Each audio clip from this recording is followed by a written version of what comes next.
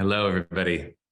Happy Thursday. Okay, we're going to do something very important today, I think, which is to take some serious consideration of the figure of Ishmael in the Torah. It's very important to think about Ishmael for lots of reasons. I mean, some of them are just that Ishmael was Abraham's son and is a major figure in these Parshot that we've been reading lately, last week and this week. And Ishmael and his mother Hagar are prominent characters. They play a major role. They get a lot of attention. And significantly, as we'll see today, they are in some kind of communication and connection with God. Okay, that's first thing. Then, of course, Ishmael is an interesting figure because he is recognized by our tradition and Christian tradition and Islamic tradition as being the progenitor of Muslims. Muslims see Ishmael as their ancestor in the way that we see Isaac as our ancestor, and we all agree on that. We have lots of disagreements, and their stories of Ishmael are parallel in some ways, but different than ours. But all agree that Ishmael is the father of nations that will eventually lead to Muhammad.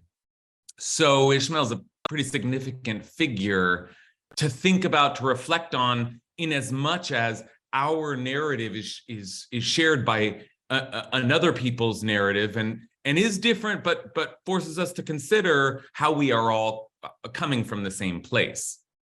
And then, of course, I'm not gonna go here in this class, but I want to, surely it's in the back of our consciousness that part of the reason that it's important to reconsider our relationship with Ishmael is because at this moment in history, Jews and Muslims are often at odds and in tension and have a relationship of animosity. That's not always been the case. It's certainly sometimes been the case, and it is in many regions of the world still the case, and not always. But I want us to look at Ishmael today, not to solve any of those problems that I don't think we can do, and I'm not particularly politically insightful anyway, but because it is very important for us as either Jews or just students of the Torah to take serious account of what is the Torah saying about Ishmael. What is the Torah's account of Ishmael? There is a whole tradition of rabbinic commentary on Ishmael, and it is sometimes favorable and often unfavorable. But what does the Torah say? That's our sacred text. What is the Torah's account of Ishmael? That's going to be our question for today. So let's say a blessing, and then we'll head into our investigation. Blessing, just hope that our Torah study brings greater understanding and peace in the world. Baruch atah Adonai Eloheinu melech haolam asher kitshanu b'mitzvotav v'tzivanu la'asok b'divrei Torah. Okay, so let's begin here. Let me give you a source sheet, and I want to do a little bit of. It's important that we do a little bit of review. Where have we been? What have we seen so far with Ishmael? And then I want to open the conversation up once we get to the end of our Parsha this week, which has a lot of Ishmael information, in fact, ends on Ishmael. But we've seen Ishmael before, so let's just take a review of who Ishmael is and what is the Torah, this is our primary question, what does the Torah seem to be saying about Ishmael, okay? So let's take a look here. I'm going to put the source sheet into the chat.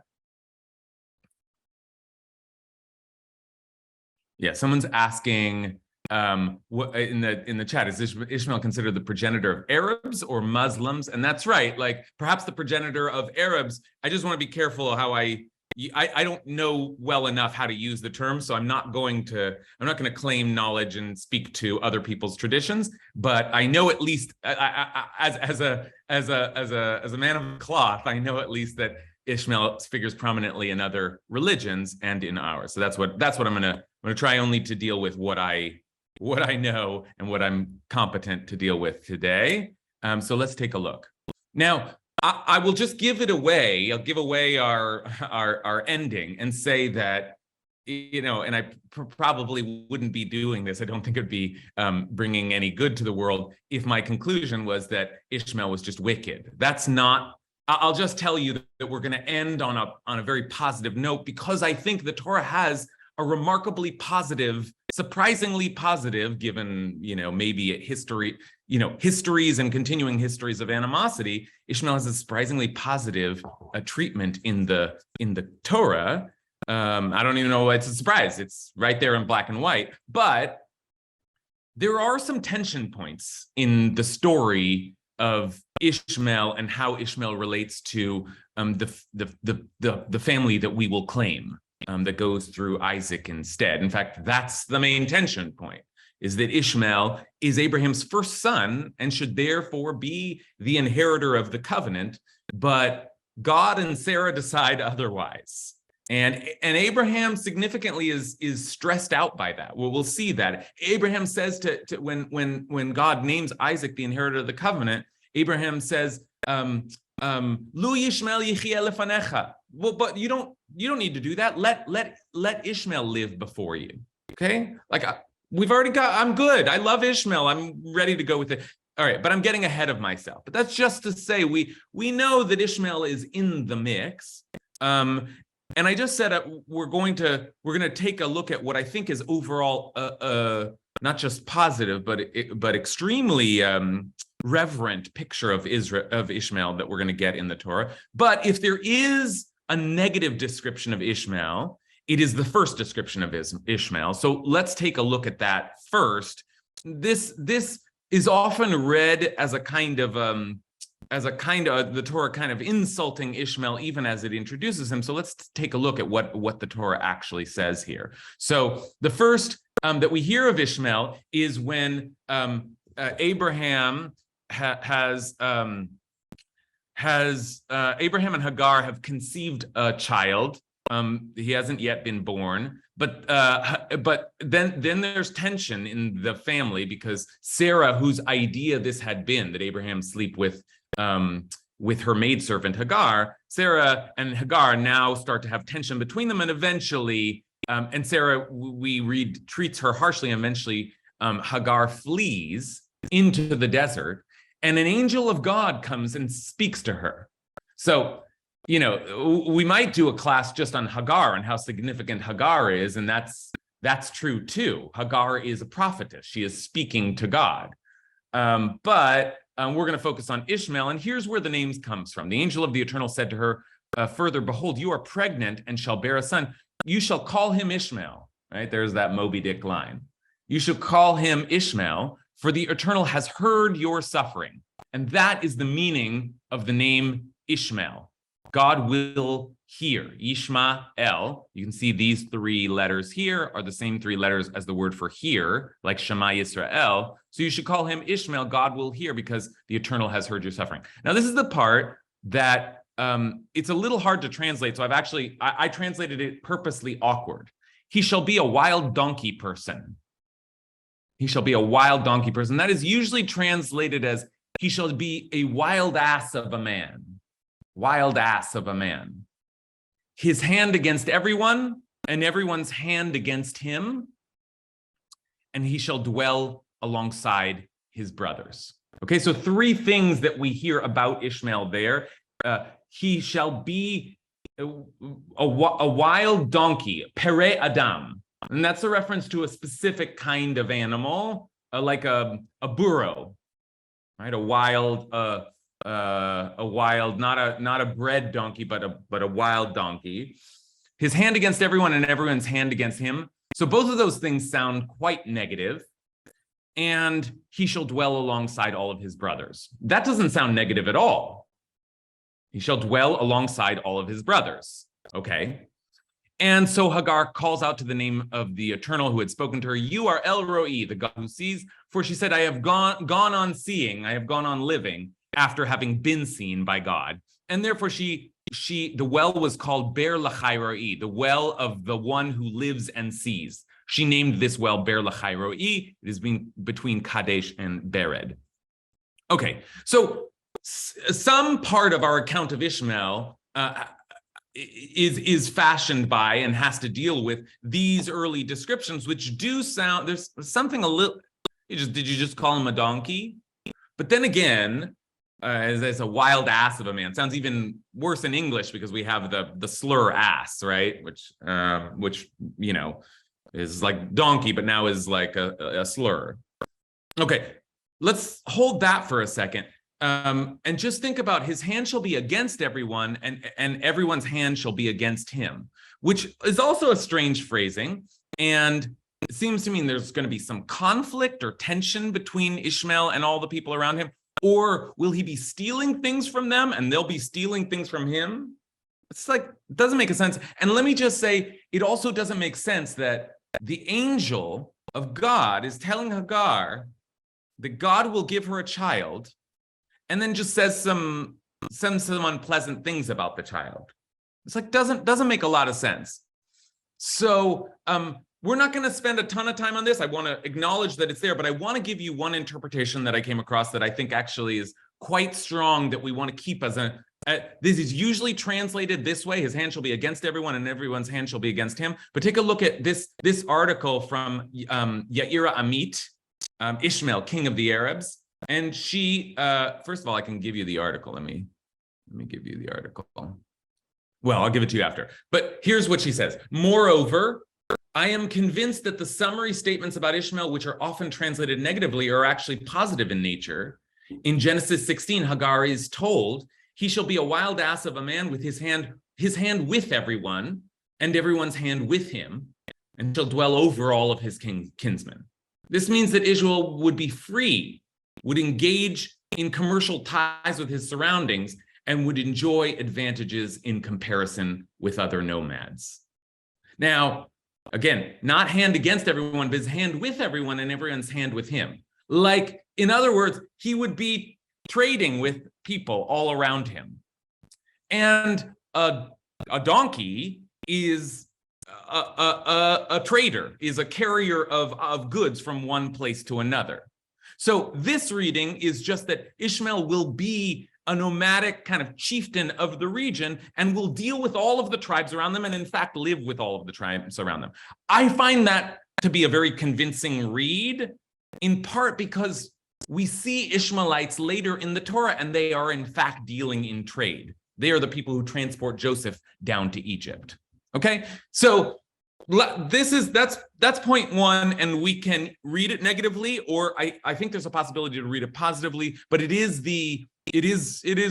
one of the descriptions of Ishmael that we get, and we have to contend with it. All right, let's push forward a little bit and finish out the picture of Ishmael that we have before we get to this week's Parsha. And many of you know that one of the other great tension points. So now, was Ishmael just described negatively, or was it a description of Ishmael, the trader, the merchant of the region? And then one of the other tension points that we have to address is, not only did Sarah and Hagar have tension when Hagar was pregnant, but once Sarah became pregnant and Sarah conceived and Sarah gave birth, there was something that happened between Ishmael and little Isaac that broke the family, that threw Sarah into a rage. And this is a famous scene that I have taught before, we have learned before, we could spend our entire hour on, but we're just using it as background information today, that Sarah saw the son whom Hagar, the Egyptian, had born to Avram, playing around. It's funny language there, mitzachek, playing around. And she said to Abraham, cast that slave woman and her son, cast out that slave woman and her son, for the son of that slave shall not share in the inheritance with my son Isaac. And Hagar and Ishmael are driven into the desert, presumably to die. And Abraham is not happy about this. The matter distressed Abraham greatly, for it concerned his son. So we said this before, Abraham is is not happy. Abraham is anxious about Ishmael being driven out. Okay. All right. I see a hand already. Do you want to clarify something for us, Richard? I don't hear you, Richard. I've always wondered about that particular verse. Supposedly this happened at the bris for Yitzhak, and Ishmael was fooling around with him, teasing him, harassing him, molesting him. You know, something that Sarah reacted absolutely, reacted to. Okay, let me use Richard's comments. It's so nice to learn with Richard now again online, but just was able to learn with Richard in person. Just took a trip to Vegas and did a little book talk there. Thank you for having me, Richard. Richard was a grand host, and let me use this as an opportunity to promote my book, which there's a link to right there. My book, which is out, both because the essay in the book on Parshat Vayera deals with Richard's question exactly. What's going on with Ishmael playing around with the baby? And I will just tell you there that I'm going to say this is a kind of like I think a big Kiddush, but I'm just going to say it in passing today. But read the book if you want more. That this scene that Richard's always been perplexed by has Ishmael playing around with Isaac. But if you look at the language for playing around, mitzachek, it's the same language as the name Isaac, Yitzchak. So what I claimed in the book is that Ishmael is sort of Isaacing. He's trying to take Isaac's place, become Isaac, inherit like Isaac, and therefore Sarah is angry about it. But that's you'll see that if you read that in the book. But I think that's one way of understanding some of the tension here. It's not clear what he was doing, but the rabbis think he must have been doing something bad because Sarah has such a strong reaction. Okay, so we'll leave Richard's question there for now, but it's a good one. And we'll move forward. So one more piece of kind of background information before we turn to this week's Parsha, which is that after the Ishmael is driven out with Hagar, once again, they're in the desert, this time a mother and her infant child. And at this point, Hagar fears this is it. They're going to die. They're going to die. And Ishmael starts crying. And Hagar actually leaves him aside. She doesn't want to see him die. And so she backs away a little bit. And then all of a sudden, the angel of God comes back.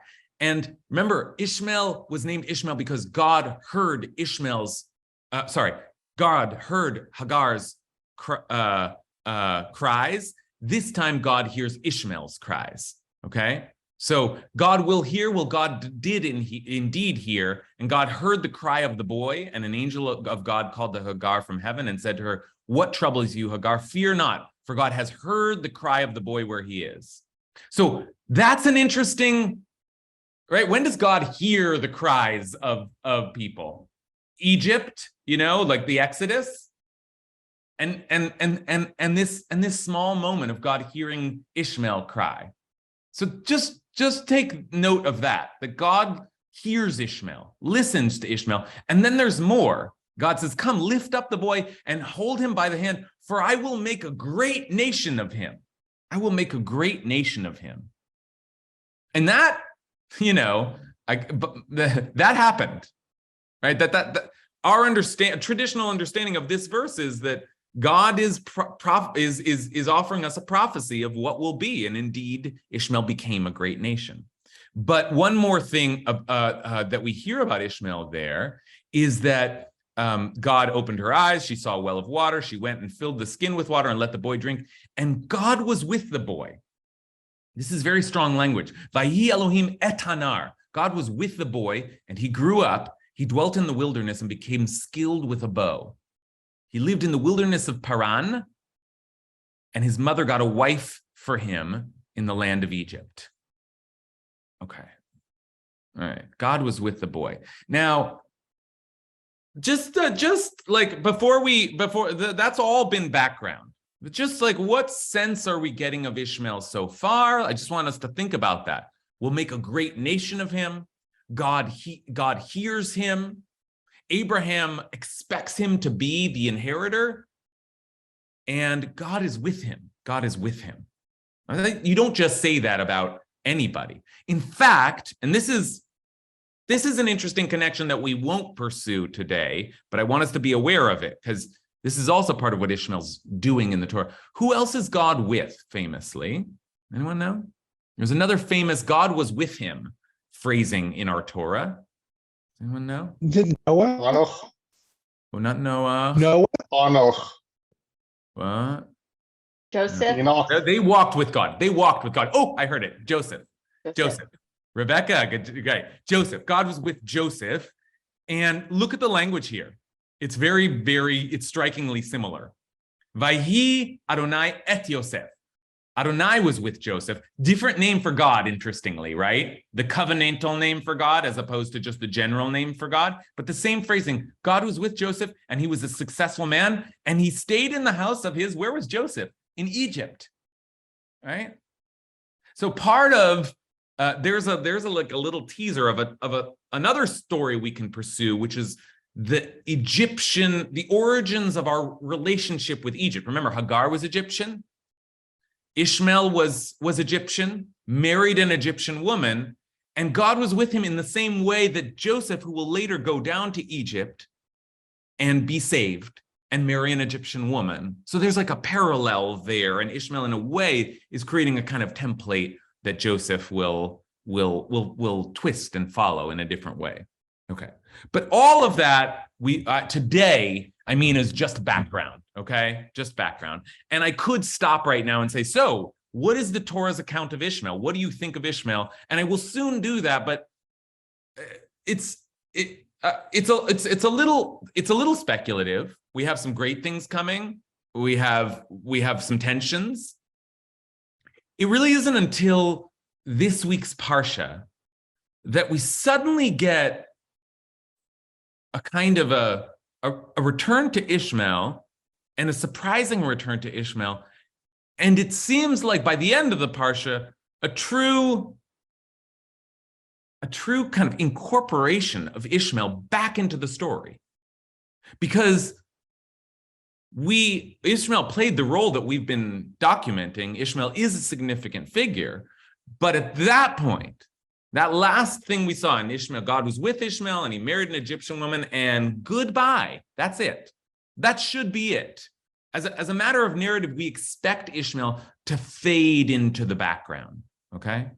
Okay, now we're ready to take a look at the return of Ishmael, because Ishmael returns in this week's Parsha in a rather surprising moment. Maybe not so surprising, but surprising that he's back. So let's take a look. Okay, this is the end of this week's Parsha. This week's Parsha has spent most of its time dealing with the journey to go and try and find a wife for Isaac. Sarah has died at the beginning of the Parsha, and Abraham finds a plot for her to be buried, and then goes and turns his attention to finding a wife for Isaac. Okay, and then at the end of the Parsha, it's like Abraham is old, and this is the final days of Abraham's life. So let's take a look.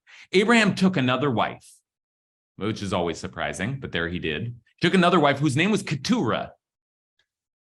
Okay, and she bore him. Abraham had more sons. She bore him Zimran and Yokshan and Medan and Midian and Ishbak and Shuach. And Yokshan begot Sheva and Dadan.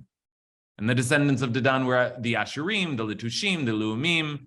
Descendants of, we don't need all of this. Descendants of Midian were Ephah, Ephner, Epher, Enoch, Abida, Eldah. All these were descendants of Keturah. Fine.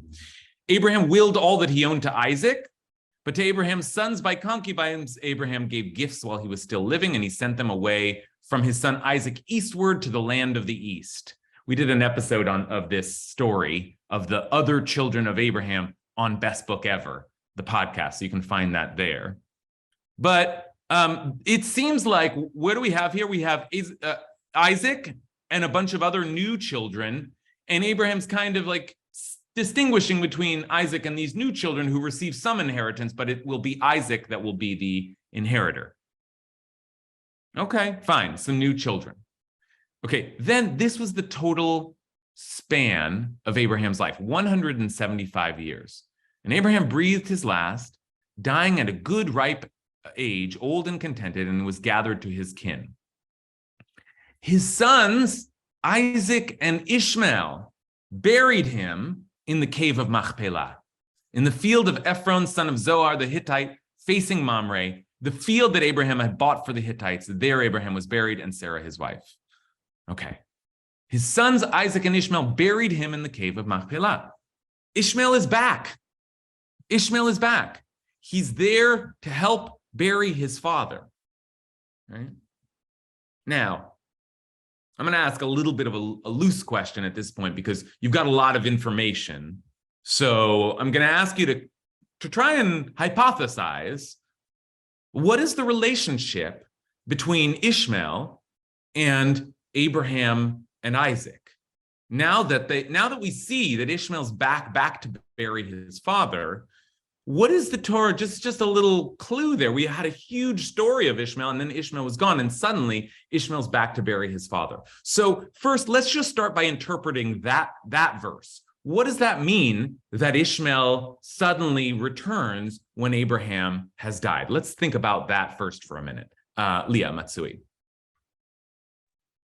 I think it's so appropriate because they've had these parallel lives, both sons of Abraham, both to be sacrificed, to be killed, both saved by angels.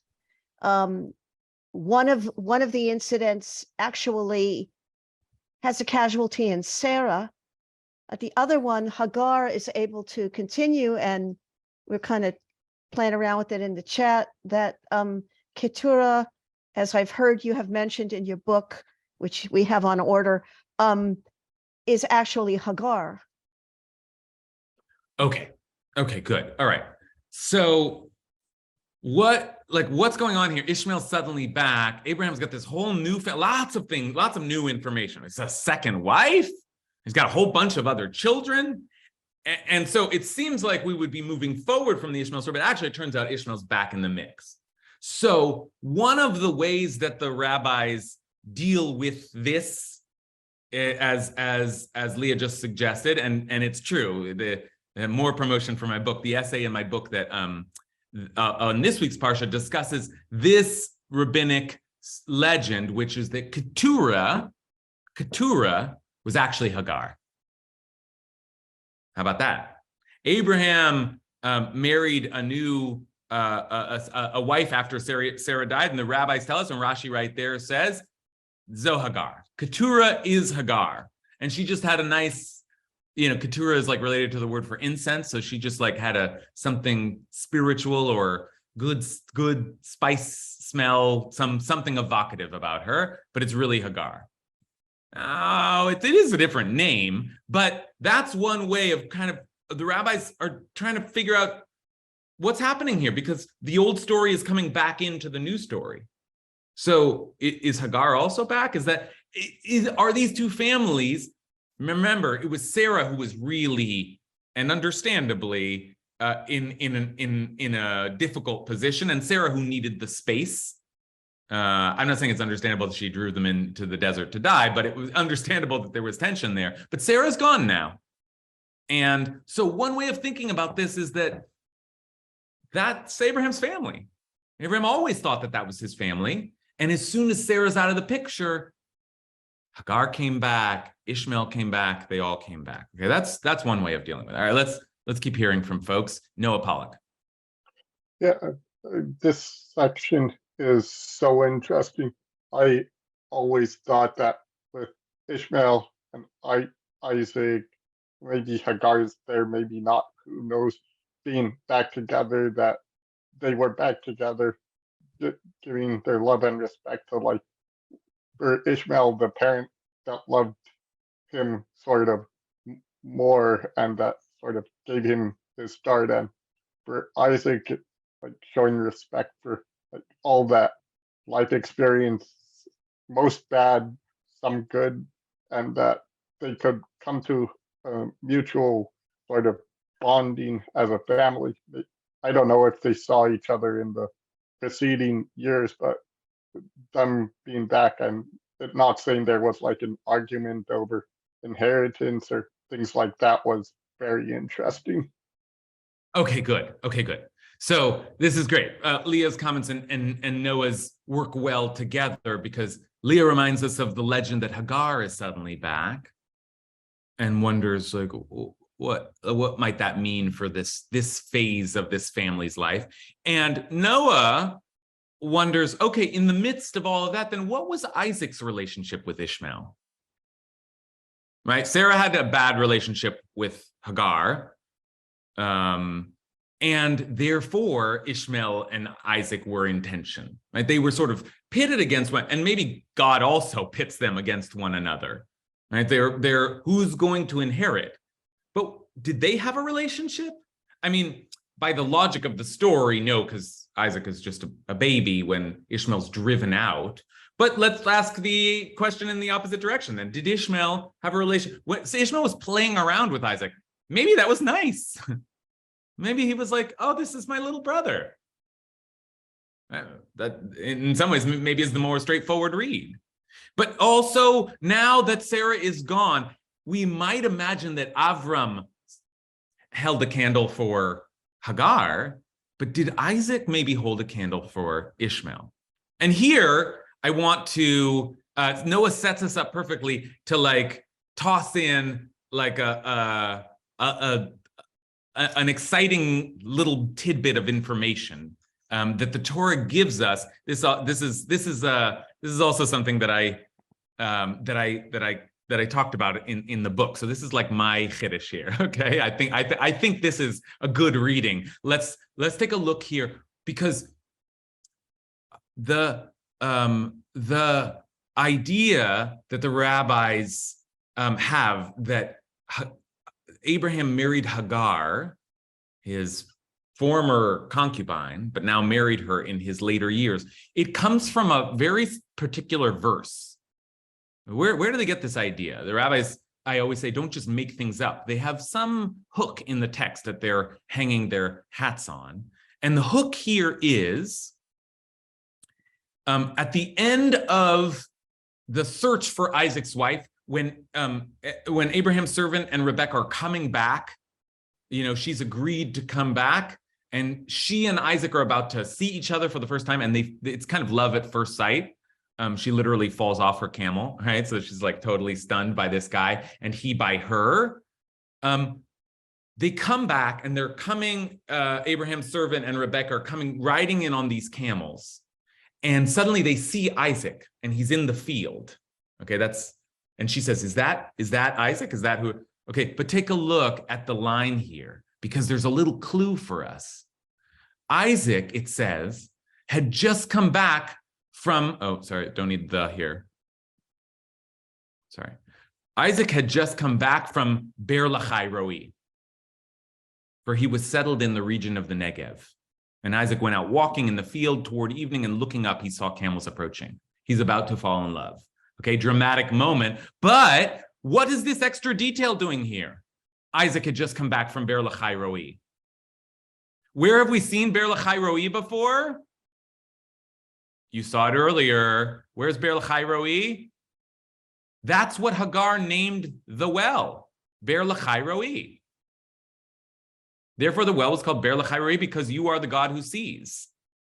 So what's Isaac doing in Beer Lahai Roi? What's he doing there? He just come back from there? What's he up to? This whole Parsha has been about Abraham sending his servant to find a wife for Isaac. But meanwhile, Isaac is out there doing something in Beer Lahai Roi. So what is he doing? Now, this is where the rabbis say, Beer Lahai Roi is the well that Hagar named. He must have been going back to get Hagar. Okay.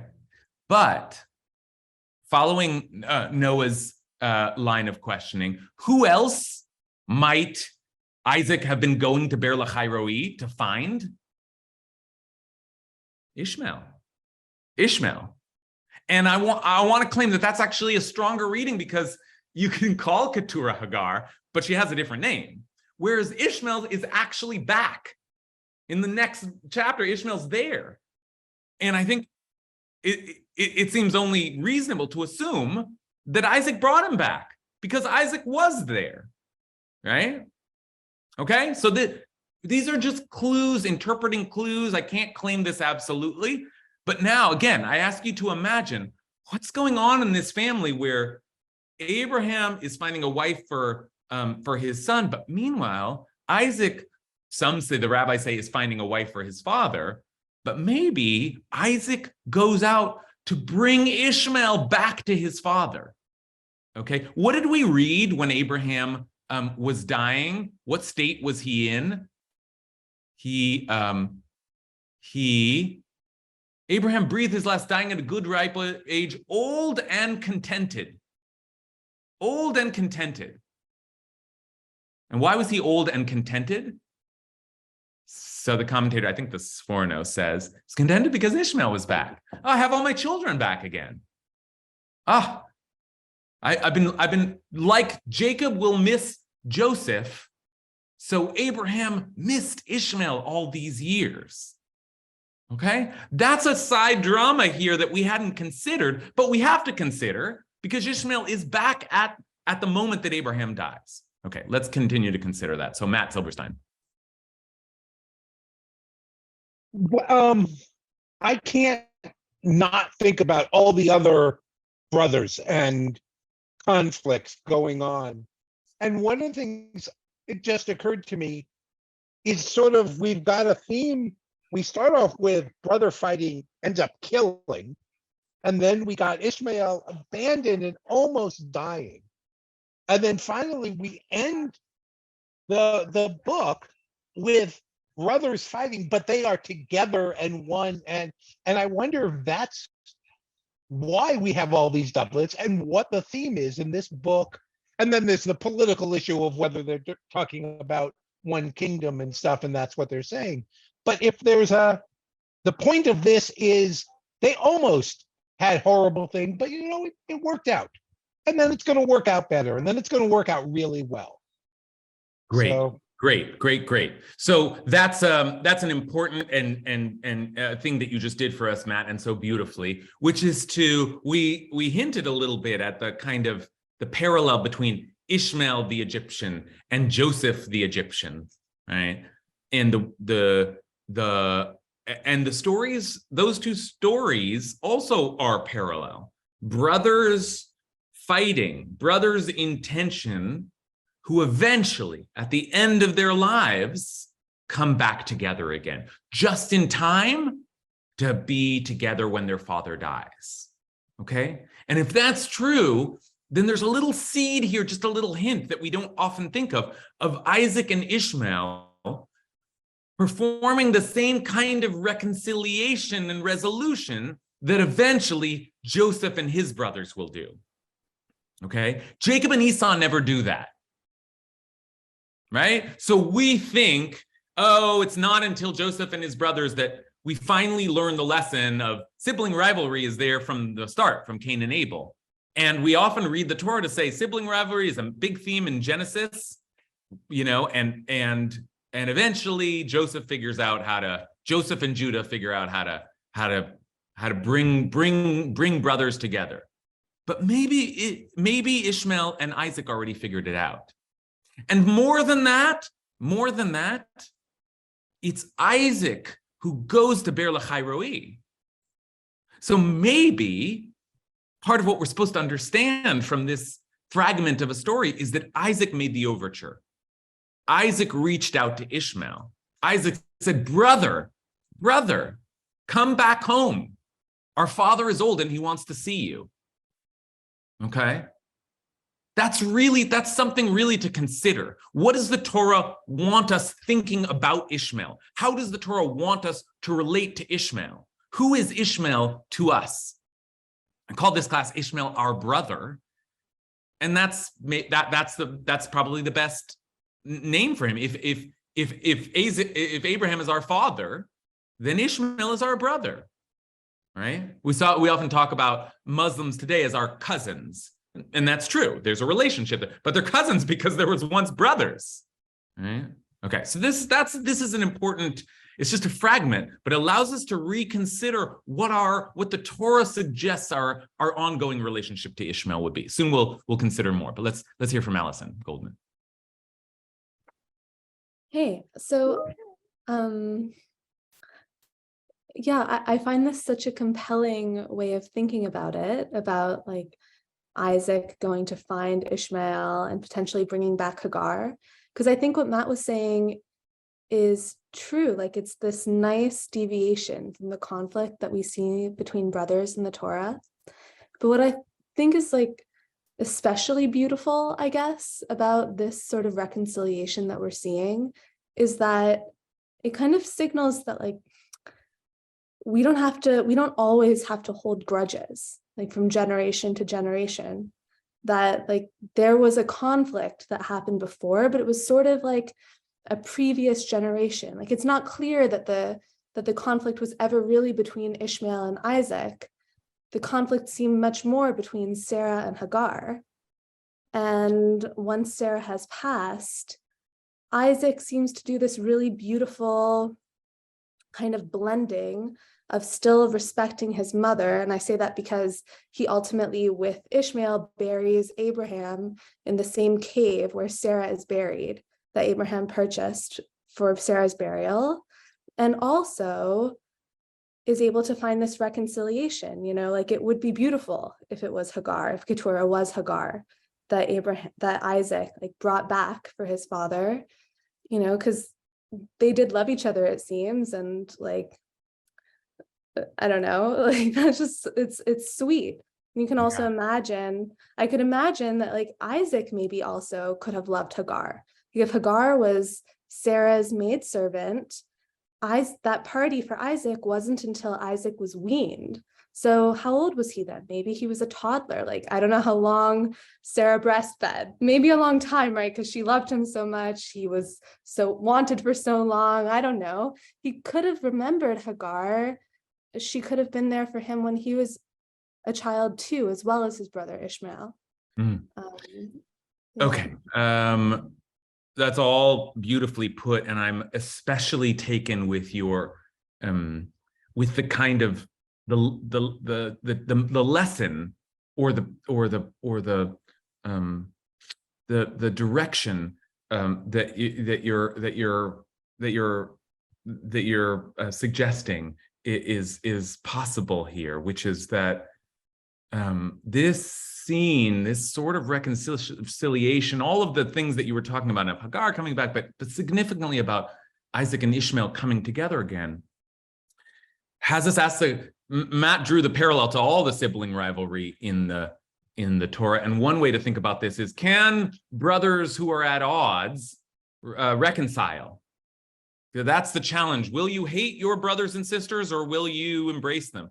But Allison suggests another kind of takeaway, another kind of lesson here, which is that maybe the Torah wants us to consider the ways in which one generation can repair the damage done in an earlier generation. That's quite profound, because the conflict here wasn't between Isaac and Ishmael necessarily. It was between Sarah and Hagar. It was between Isaac and Ishmael only in the sense that they were kind of pitted against one another as inheritors. You know, both as the future fathers of great nations. You know, with Abraham uncertain, which way should it go? I love both my sons. In fact, I assume it should go to Ishmael. The damage, the conflict, the tension wasn't between Ishmael and Isaac. It was in the earlier generation.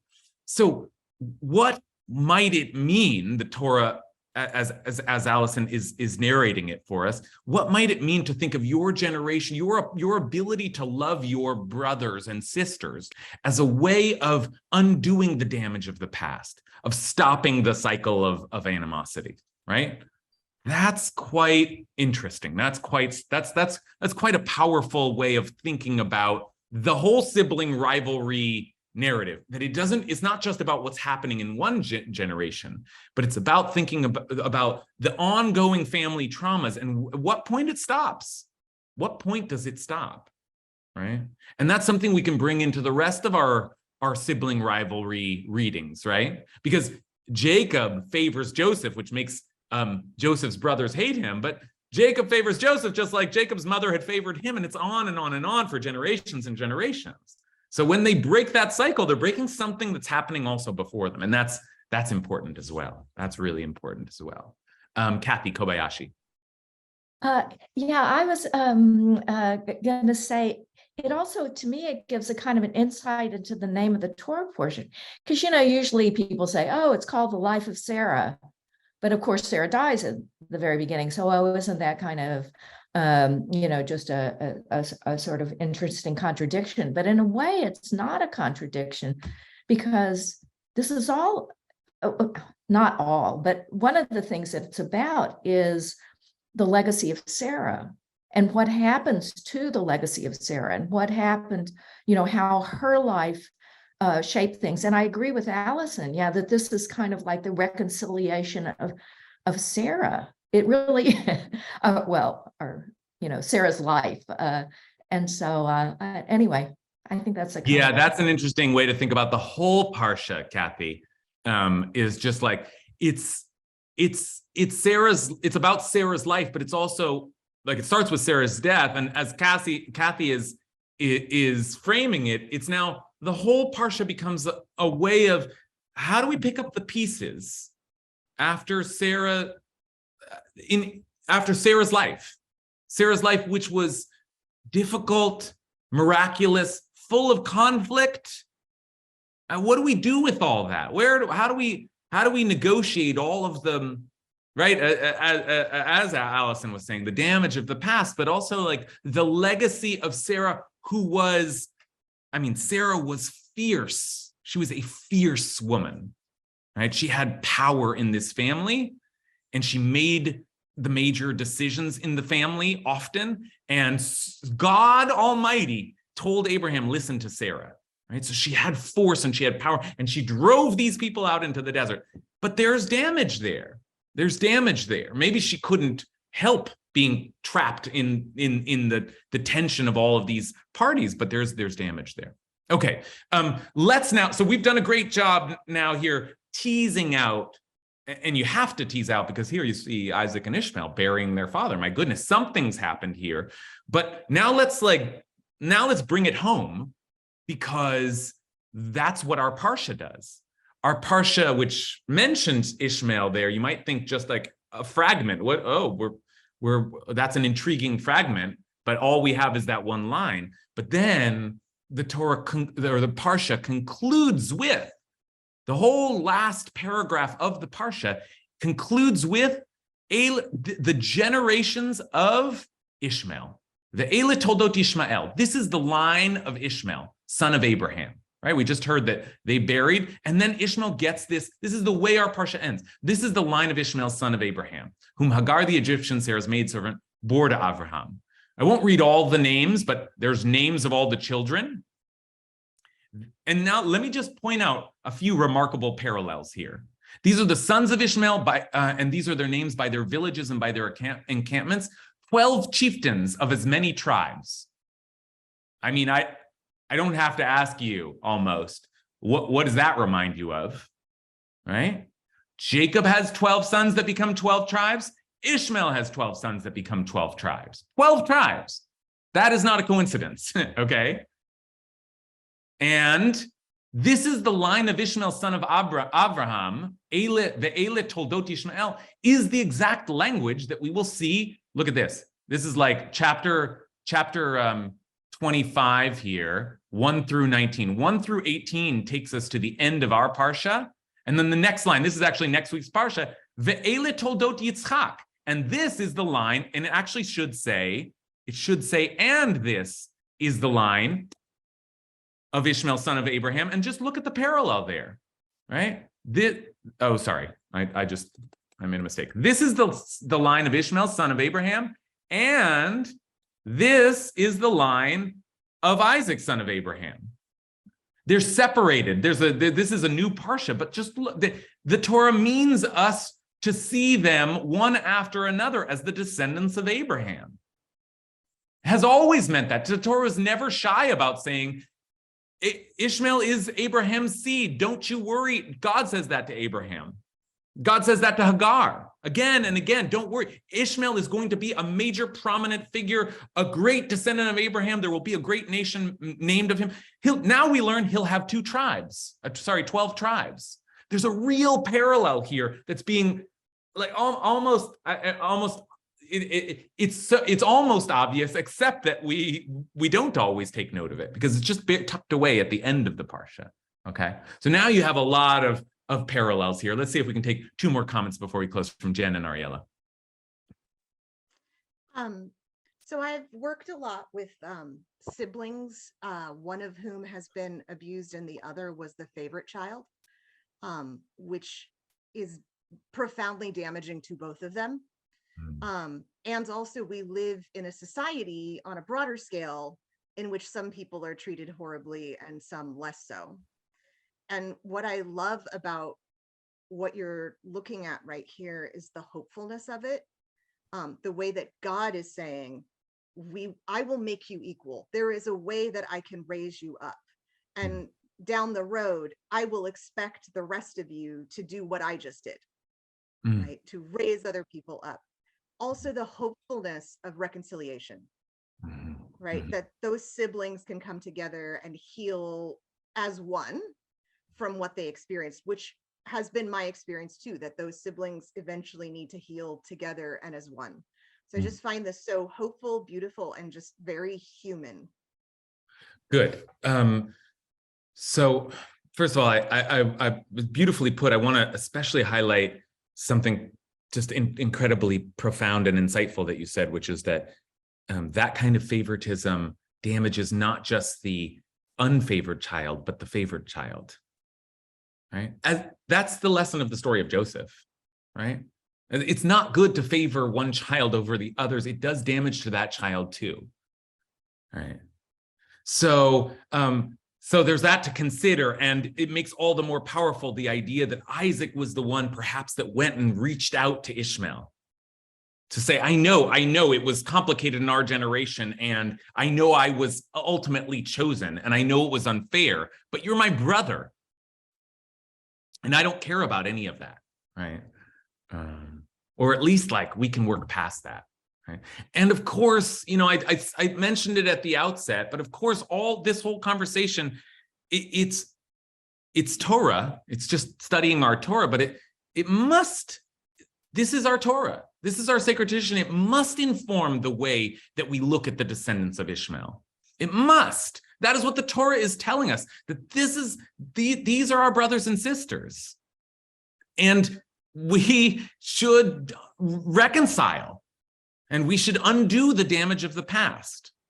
Right? It's been a long time now, and it's gotten really complicated, and there's a lot of damage. But my point today is just that the Torah, our sacred text, is telling us that Ishmael is one of the inheritors of Abraham, and that Ishmael was a person of great significance and great importance. And let me quickly take a comment from Ariella, and then we'll see the last thing that the Torah says about Ishmael. Ariella?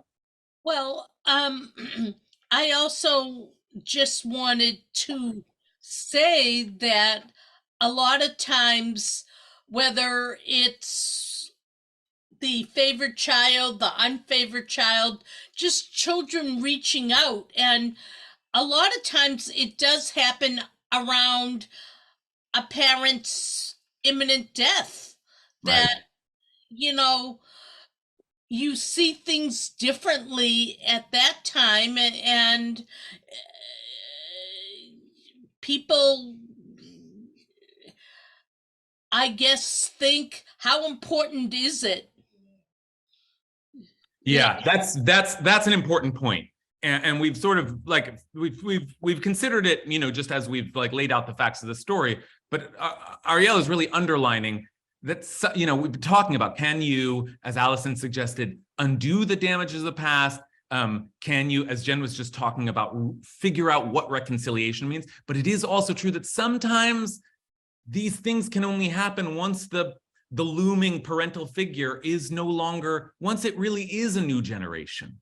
Once Isaac and Ishmael have the opportunity to do their own negotiations, as one day Joseph and Judah will have the opportunity to do their own negotiations, unclouded by the shadow of the past and the favoritism of the past. Okay, we're out of time. Let me just point out one more quick thing, because we've actually seen a pattern of language all throughout, and it's worth paying attention to. What does the Torah want us to think or to feel, or what is the relationship with Ishmael that the Torah wants to suggest? Let me just point out that the very first thing that we read about Ishmael was that he would dwell alongside all of his brothers. Okay, he would dwell alongside all of his brothers. Well, who are his brothers? Right, Isaac. Now take a look at this. We're all the way back down now here at our chapter 25, the end of our Parsha. Abraham took another wife. Isaac and Ishmael buried them together. And then this is the line of Ishmael. And there were 12 chieftains. And then they camped alongside all of their brothers. So once again, that mentioned that Ishmael resides right next to his brothers. And here's one we might have missed, but scroll back up for a second. After the death of Abraham, God blessed his son Isaac, and Isaac settled near Beer Lachai Roi. What's Beer Lachai Roi?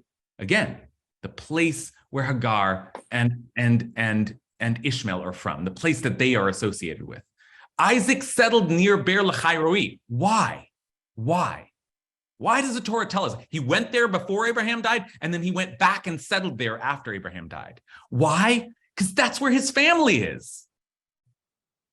He has no more family. His father has died. His mother has died. Who does he have left? Ishmael. That's what the Torah is telling us with the last line of this week's Parsha, is that Ishmael dwelt alongside his brothers as God always said he would, and Isaac did too. They were together. They had figured out some way to be together. And, we got to figure out some way to be together. That's what if nothing else, that's what the Torah is telling us. All right. Great learning with you all. Wishing you Shabbat Shalom. Thank you. We will not have class next week because it will be Thanksgiving. And, some of us, I'm sure, but enjoy your Thanksgiving. Yeah.